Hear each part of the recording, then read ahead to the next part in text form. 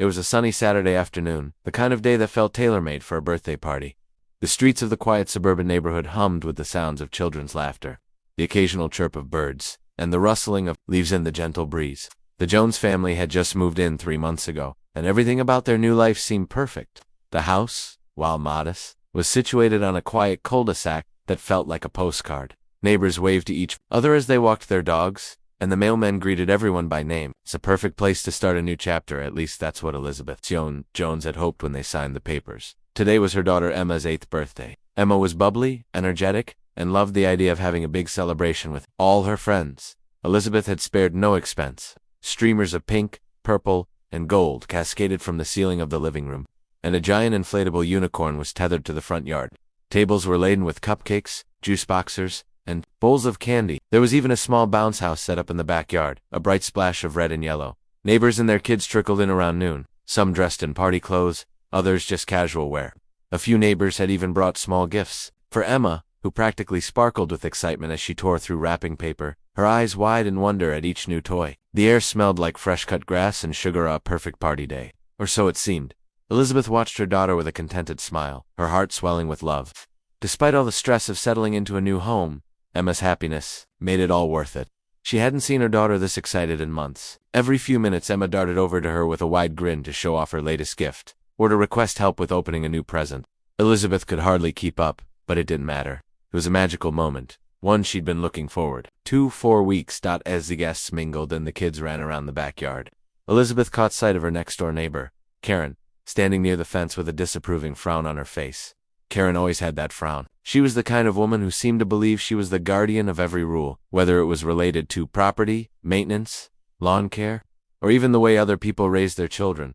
"Isn't it a little loud for a Saturday afternoon?" Karen had already made several comments to Elizabeth about the volume of the music coming from the speakers. Elizabeth had tried to placate her with a smile, but she knew it wouldn't be long before Karen started to make things uncomfortable. The first time Elizabeth had met Karen, she had been overly friendly in a way that felt almost calculating. "We're all about keeping the neighborhood in tip-top shape," Karen had said, offering her a wide, toothy grin. "I'd be more than happy to help you get acquainted with the HOA rules." Elizabeth had politely thanked her, not realizing that help meant control. Since then, Karen had made it her personal mission to comment on everything Elizabeth did. The lawn was too dry, the mailbox wasn't quite up to code, and the placement of the trash cans left much to be desired. It seemed like Karen had something to say about everything. Elizabeth had been patient, even cordial at first, but it was becoming harder to ignore the woman's constant presence. But party's cheerful atmosphere seemed to agitate Karen further. She stood near the side gate, arms crossed, glaring at the bouncing kids. It was clear she was taking mental notes on everything she considered inappropriate for a proper neighborhood event. Elizabeth walked over, her smile faltering as she approached Karen. "Is everything okay, Karen?" she asked, trying to sound friendly but keeping the conversation light. Karen's lips pressed into a thin line. "Oh, everything's just fine," she said, her tone dripping with condescension. "It's just ... I was wondering if you were planning on keeping the noise down. The neighbors on the other side are already complaining." Elizabeth blinked, in surprise. "Complaining about what?" "The music. We've been keeping it at a reasonable level, I'm just saying." "It might be better if you kept it a little quieter," Karen interjected, clearly more concerned with how things looked than anything else. "And you might want to remind your guests about parking. I've already had to send one of your cars back to the street." Elizabeth felt her face flush with irritation. The neighbors had enough parking for everyone, but Karen was always quick to find something to nitpick. Still, she didn't want to make a scene in front of the kids. She gave Karen a tight smile and nodded, already turning to go back inside. "Just something to think about," Karen called after her. There was a slight edge to her voice now, something more demanding than concerned. Elizabeth took a deep breath, trying to calm the growing irritation in her chest. It was supposed to be Emma's special day, and she wasn't going to let Karen ruin it. She turned her attention back to the party, but the unease lingered like a cloud dot as the afternoon wore on. Karen's presence became even more noticeable. She kept walking around the yard, her eyes sharp as she took in every detail. She even made a point to approach some of the parents, whispering something to them as they exchanged uncomfortable glances. At one point, Elizabeth overheard loudly commenting to another neighbor about the excessive use of balloons. She was accusing the family of contributing to environmental waste, a claim that was as absurd as it was aggressive. The neighbor didn't seem to know how to respond, but Karen took the opportunity to make sure everyone knew her opinion. By 3 p.m., the noise level from the children's games and laughter had reached its peak. Emma and her friends were in the backyard, screaming in delight as they played tag. Elizabeth had no doubt that Karen would be the first one to complain about the noise again. Sure enough, When Elizabeth went outside to check on the kids, she found Karen standing by the fence once more. This time, Karen wasn't just frowning, she was glaring. Elizabeth felt the hairs on the back of her neck stand up. "Are you planning on keeping this up all afternoon?" Karen snapped. "Some of us have work tomorrow." Elizabeth could feel her patience snapping. "Karen, it's a birthday party. The kids are having fun, and we'll be wrapping up soon. Please, just let them enjoy themselves." Karen's eyes narrowed. "Your fun is becoming a nuisance. I'm just saying, you've got to be more considerate of the neighbors. This isn't a carnival." Before Elizabeth could respond, Karen turned on her heel and stalked off, leaving behind an icy silence. As Elizabeth stood there, her heart racing with a mix of frustration and disbelief, she heard Emma calling for her from the backyard. "Mom, look what I got." For a moment, Elizabeth forgot about Karen. She ran back to the yard, where Emma was grinning ear to her, holding up a brand new toy. The chaos of the party faded into the background, and the small joys of motherhood took over again. But deep down, Elizabeth couldn't shake the feeling that this party, the one she'd planned so carefully, was about to be turned upside down, and it wouldn't be long before Karen found another reason to cause trouble. But no one could have predicted just how bad things would get. The afternoon dragged on, but the air in the backyard had thickened with tension. The children were now gathered around a table, face painting and eating cupcakes, but the excitement had begun to fade. It wasn't because the kids were bored, or because the entertainment had lost its charm. It was because Karen had injected an unease into the party that even the kids could sense. Elizabeth caught herself glancing nervously toward the front gate every few minutes, half expecting Karen to appear again with some new complaint. She wasn't wrong. At 4 p.m., just as the kids were winding down from their wild games of tag and balloon toss, Karen appeared at the gate, this time with an exaggerated sigh as she opened it. Elizabeth was in the middle of talking to one of the other parents, but she immediately felt her pulse quicken. "Karen, what can I do for you?" Elizabeth asked, her voice polite but tight with the annoyance that had been creeping up all afternoon. "Karen," Barry acknowledged her greeting. Her eyes swept over the yard, taking in the children's laughter and the colorful decorations with an expression of barely contained disdain. "I'm just here to remind you about the neighborhood rules," Karen began, her voice thin and brittle. "You can't just throw parties like this whenever you please. This is a quiet residential area. We all have to live here." Elizabeth bit back the urge to snap. She'd heard it all before. Karen's self-righteous tirades about the HOA rules, her constant scrutiny of anyone who dared to enjoy life outside the narrow boundaries of Karen's idea of proper living. "I've been trying to keep it under control," Elizabeth said, trying to keep her tone civil. "The party will be wrapping up soon. We're just finishing up the cake and opening a few more gifts." But Karen wasn't satisfied with this answer. Instead of responding to Elizabeth's attempt to defuse the situation, Karen took a step closer, her eyes narrowing as she surveyed the scene with an almost predatory gaze. "Under control," she repeated, her voice dripping with sarcasm. "Does that mean you're going to stop the music? And don't think I haven't noticed the mess you've made in the yard. I'm sure the HOA will be getting a complaint about that too." Elizabeth felt her blood pressure rise. She had anticipated that Karen would have something to say about the decorations or the noise. But this, criticizing the decorations, the music, and the yard, it was a step too far. And yet, she could feel herself trapped in this never-ending cycle of trying to appease Karen, trying to avoid confrontation in the hopes that the woman would leave her and her family alone. "Karen, it's a birthday party," Elizabeth said firmly. "I'm not sure what your issue is, but I'm not going to apologize for celebrating my daughter's special day." A brief flicker of surprise crossed Karen's face, but she quickly masked it with a cold smile. "You think you're the only one with a daughter, don't you? The noise, the parking, the balloons? It's all too much." She paused for effect, then lowered her voice, her words hanging in the air like a threat. "The neighbors don't appreciate you making a spectacle of yourselves. You might want to think about that before you end up with more complaints." Before Elizabeth could respond, Karen turned and walked back down the driveway, leaving behind a trail of resentment that hung in the air like smoke. For a moment, Elizabeth stood there, fuming, her hand clenched around her wine glass. She didn't know what was worse, the fact that Karen was so blatant in her hostility, or that she was managing to ruin what was supposed to be a joyous occasion for Emma. "Everything all right?" one of the other parents, Mark asked, looking concerned as he approached Elizabeth's side, forcing a smile. "Yeah, it's fine. Des Karen being Karen. She's been a bit much today." Mark shook his head, looking over at the front gate where Karen had just disappeared. "I've heard rumors about her," he said quietly. "People say she's always been like this. I think the HOA gave her too much power. She acts like she's the queen of the neighborhood." Elizabeth laughed, though it was more out of frustration than amusement. "I can't believe she's still at it. I'm just trying to throw a party for my daughter. How does that turn into something so wrong?" "It's Karen," Mark said with a shrug. "Don't let her get to you. She thrives on drama. Just ignore her, and she'll move on eventually." But Elizabeth wasn't so sure. Karen's presence felt like an omen. The more she thought about it, the more it seemed like Karen was waiting for the perfect moment to escalate her campaign of irritation, and that's exactly what happened. Around 4:45 p.m., just as the kids were beginning to line up for cake, Elizabeth noticed Karen standing by the front gate again, this time speaking to a group of neighbors who had just arrived. Her voice was raised and Elizabeth could hear her sharp words cutting through the air. "Well, I've already made my concerns known," Karen was saying, her hands fluttering in the air for emphasis. "If they don't want to comply with the rules, they're going to find themselves in trouble. Someone has to keep order around here." Elizabeth walked over, her frustration now bubbling into full-blown anger. This time, she didn't even try to be polite. "Karen, enough.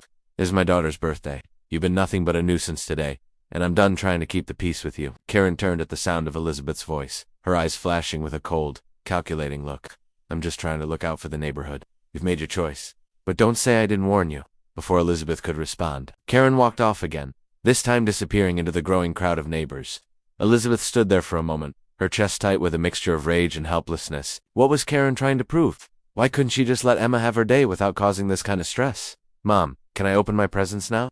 Emma's voice cut through the haze of Elizabeth's thoughts, and she turned to see her daughter, standing at the head of the party table, holding a shiny, colorful gift.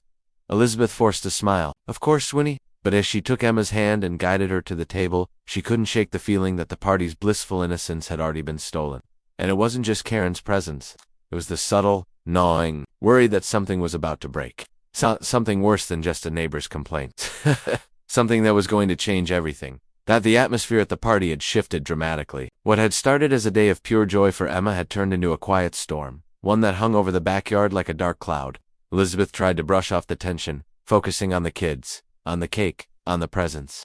But Karen's constant presence had chipped away at the festive mood. The neighbors who had stayed started to talk in low voices, avoiding Karen's gaze as she walked past them.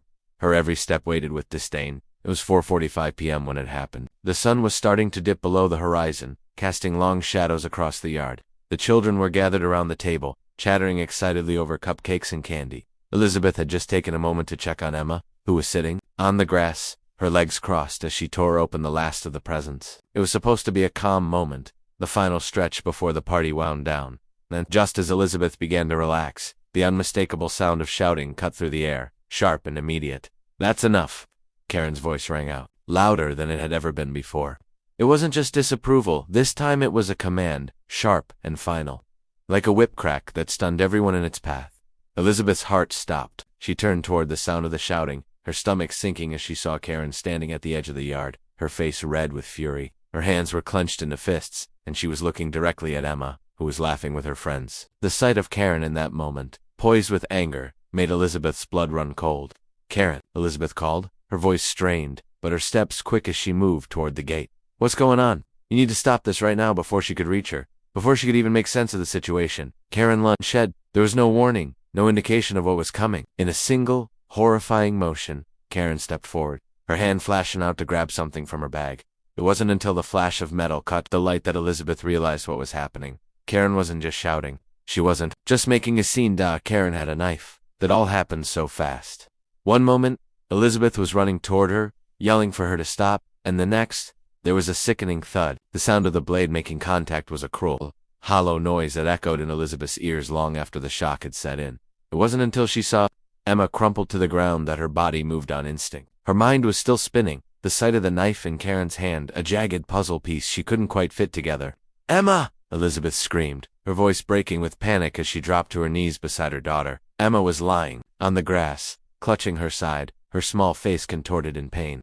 Blood pooled beneath her, soaking into the fabric of her birthday dress. It was a nightmare come to life, and Elizabeth could feel her world crumbling around her in an instant. Time slowed. The screaming, the shouting, the chaos, it all became muffled as Elizabeth's hands found their way to Emma's side, her mind running through 1,000 things she needed to do, even though she couldn't quite focus enough to remember any of them. Emma's breaths were shallow, labored, and her eyes were wide with terror. Her hands were slick with her own blood as she tried to press them against her wound. But the blood kept seeping through her fingers, staining her pale skin. "Mom?" Emma whispered, her voice weak and hoarse. Elizabeth's heart broke as she cupped her daughter's face, trying desperately to keep the panic at bay. "You're going to be okay, baby. I'm right here. Help is coming. Just hold on." Karen was still standing there, her posture stiff, her eyes wide with something between shock and anger. She didn't move. didn't speak. It was as though the entire world had stopped for a split second, frozen in place. The other parents, the few who hadn't yet left, were now rushing forward. Mark, the father of one of Emma's friends, was on the phone with emergency services, his voice shaky but firm as he tried to give the operator clear instructions. "She's been stabbed," Mark shouted into the phone. "We need an ambulance. Now." Elizabeth barely registered his words as she continued to hold Emma, her mind fighting against the crushing weight of the situation. How had it come to this? How had this party, this day that was supposed to be filled with joy, devolved into something so horrific it didn't make sense? Karen, her neighbor, the woman who had caused nothing but trouble, had just attacked her daughter? You ruined it," Emma gasped between shallow breaths, her small voice trembling with confusion and pain. Her fingers dug weakly into her mother's arm. "Why did she do this, Mom? Why?" The words hit Elizabeth like a slap in the face. The raw, innocent confusion in Emma's voice shattered something inside of her. This was her daughter's birthday, her special day, and now this woman, this monster, had taken it from them. But there was no time to process the horror of it all. Elizabeth could feel the blood rushing in her ears, but the sound of sirens in the distance brought a sliver of hope. Help was coming. She could hold on to that. At least Karen was still standing there, her eyes glazed, almost vacant, as she watched a scene unfold before her. She had dropped the knife, and it lay on the ground next to her like a silent witness to the violence. Elizabeth wanted to scream at her, to ask how she could do this to her daughter, to their family, but the words stuck in her throat. It wasn't just about the physical act of violence. It was about the years of pressure, the buildup of tension, the constant invasion of their lives by Karen's petty complaints and self-righteous judgments. Karen hadn't just snapped in a moment of anger. She had been a powder keg, waiting for the right moment to explode. And when it came, she had used Emma as her target. The paramedics arrived within minutes, their uniforms a beacon of relief. They took over quickly, working with practiced efficiency to stabilize Emma. Elizabeth stepped back, allowing the medical team to do their work, though her hands were still trembling as they gently lifted Emma onto the stretcher. The bleeding was controlled, but the shock of it all hadn't worn off. "Mom," Emma whispered again, her voice barely audible. "I'm here, baby," Elizabeth whispered, brushing Emma's hair out of her face as she followed the stretcher. The ambulance doors slammed shut behind her, and just like that, everything that had seemed so normal, so safe, was ripped away, and there was Karen, still standing there, her back to them, staring into nothing. The woman who had ruined everything. The blaring sirens of the ambulance seemed to be the only sound that mattered as Elizabeth sat in the back of the ambulance, her hand clutching Emma's. The vehicle swayed gently as it sped through the streets, but Elizabeth barely noticed. Her mind was consumed by a single horrifying thought. Why? Why did she do it? Emma was pale, her eyes fluttering as the paramedics worked over her, checking vitals, administering fluids, stabilizing her. Every time Elizabeth looked down at her daughter, she had to fight the rising panic in her chest. Emma's small frame looked so fragile, so vulnerable as she lay there, her face scrunched in pain despite the painkillers. "Stay with me, Emma," Elizabeth whispered over and over, even though she knew her daughter wasn't really conscious enough to hear her. "You're going to be okay. You're going to be okay." It wasn't until they reached the hospital that Elizabeth's nerves finally gave way to a flood of overwhelming emotion. She was escorted to a small waiting room where the chaos of the ambulance ride had been replaced by an eerie quiet. She was alone. The party, the laughter, the gifts, everything had vanished in an instant, replaced by the cold, sterile environment of Elizabeth slumped in a chair, her hands trembling as she wiped at the sweat on her forehead. It felt as if the world had shifted out of focus. Nothing made sense anymore. How could something so violent, so tragic, come from the simple act of throwing a birthday party? And how had Karen, her neighbor, the woman who had always been so rigid and critical, become the one to destroy everything? It was nearly an hour before a doctor appeared, his expression serious but not yet grim. Elizabeth stood up, her heart hammering in her chest. "Mrs. Jones?" the doctor asked, his voice calm but firm. "Your daughter is stable." The wound was deep, but it didn't hit any major organs. "She's going to need surgery to close it, but she should be okay." Elizabeth felt a wave of relief, so intense it nearly brought her to her knees. "Thank you," she whispered, her voice cracking. "Thank you so much." The doctor nodded and explained a few more details about the procedure, but Elizabeth barely heard him. Her mind was still reeling from the brutal surprise of it all. She had expected to be stressed over planning the party, over making sure everything went smoothly, that all the kids had fun, that Emma had the best birthday ever. Never in a million years had she imagined this. Her daughter bleeding in her arms, attacked by the very woman who lived next door? Karen. Elizabeth's stomach churned at the thought of her. How could she justify this? What had driven her to stab an 8-year-old girl in cold blood? The same woman who had made comments about her lawn, about the decorations, about the noise? Elizabeth had tried so hard to appease her, to avoid making waves, to be the polite, neighborly person Karen demanded her to be, and this was the result. Karen hadn't just broken one rule. She had shattered an entire family's sense of safety. "Is there anyone we should call for you, Mrs. Jones?" the doctor asked, breaking Elizabeth's spiraling thoughts. She blinked, trying to pull herself together. "Yes, my husband," she said, her voice hoarse. "Please, call my husband." Hours later, after the surgery, Elizabeth sat by Emma's side in a small hospital room, her hands clasped tightly around her daughter's small, bandaged hand. The wound had been closed, the bleeding controlled, but Emma's pale face still bore the signs of the trauma she had endured. Elizabeth had never felt more helpless in her life. The police had come by, too, taking Elizabeth's statement, asking her what had happened. They'd told her they were detaining Karen, but they hadn't made any statements about charges yet. The detectives were still gathering evidence. But in Elizabeth's mind, the question wasn't whether or not Karen had stopped Emmett, was why. The officer who had spoken to her was sympathetic, but also blunt. "She's going to face serious charges," he told her, his expression hardening. "Aggravated assault, attempted murder. We'll make sure she can't hurt anyone else." But even as Elizabeth nodded, accepting the comfort of justice being served, a part of her couldn't let go of the nagging question. Why had Karen done this? What had pushed her to violence? It seemed impossible that a petty HOA dispute could have led to something so extreme, yet that was the only explanation that made sense. The irrational buildup of tension over the months, the constant complaints, the venomous words. It was as if Karen had been looking for an excuse to lash out, and Emma's birthday party had given her the perfect opportunity. Elizabeth remembered something Karen had said earlier that day. "You can't just do whatever you want and expect no consequences." The words echoed in her mind, cold and calculating. Karen had made it clear that she saw herself as the neighborhood enforcer, the self-appointed protector of rules, even at the cost of others' happiness. But this was something else entirely. She hadn't just been annoyed by the noise. She hadn't just wanted to assert her power. Karen had wanted to punish Elizabeth, and she had done so by attacking her daughter. As the days passed, Elizabeth found herself in a strange limbo. Emma was recovering, physically at least. She was still weak from the trauma, but she would pull through. The doctors said it would take time for the emotional scars to fade. Emma would have therapy to help with the trauma. They would work through it together, as a family. But it was harder for Elizabeth to reconcile. How could she look at her neighbor, the woman who had lived next door for months, in the same way again? The police investigation was ongoing, but it didn't seem like it would take long to uncover the truth of Karen's actions. The knife had been found at the scene, her fingerprints on it. The hospital staff had documented the severity of Emma's injuries, and witnesses had confirmed that Karen had been the one to attack. And yet Karen had refused to speak. She hadn't offered a single apology or explanation. She had been silent in the face of everything. It was as if she knew, on some level, that there was no excuse for what she had done. The trial, when it came, was a spectacle.